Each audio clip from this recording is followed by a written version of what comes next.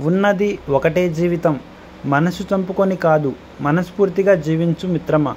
బాధకు బంధువులము కాదు, సంతోషానికి సడ్డుకులం కాదు. బాధ సంతోషం అనేది వచ్చిపోయే చుట్టం లాంటివి.